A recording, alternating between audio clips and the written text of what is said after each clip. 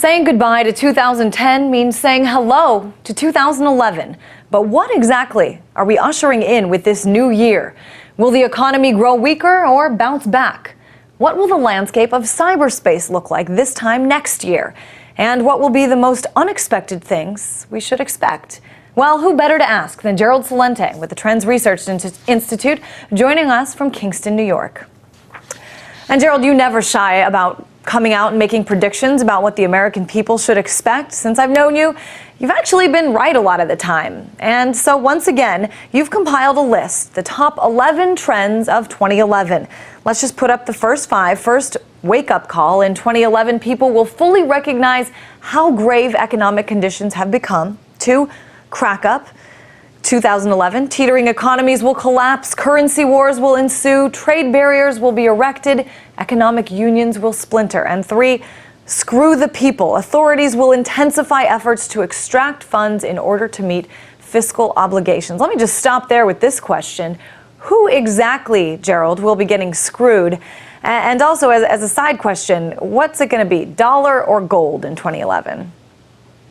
Well, look what's happening now. You name the city.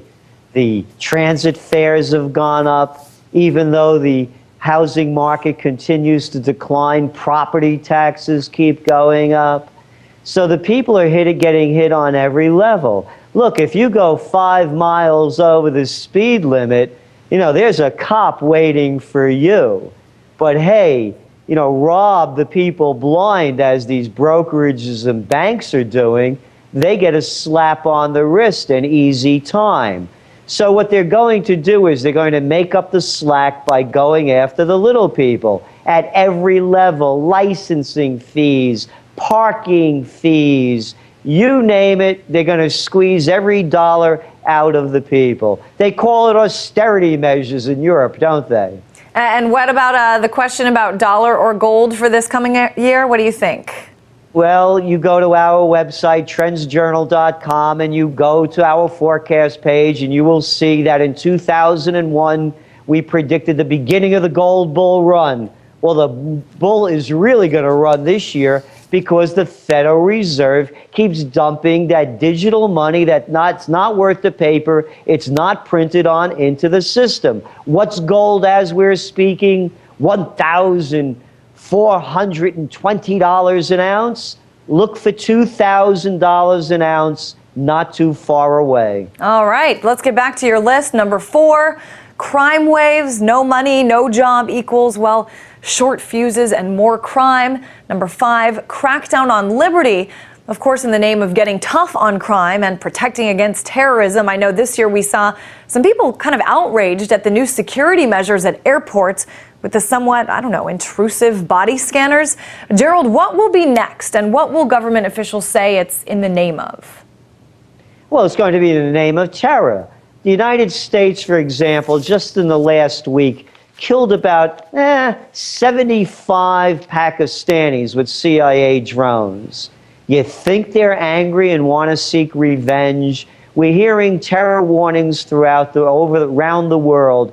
Now we even have Walmart's as a rat for the Homeland Security Division to call them up and let them know if anything is untoward that they should know about. And they're talking now about expanding Homeland terror security in hotels and shopping malls.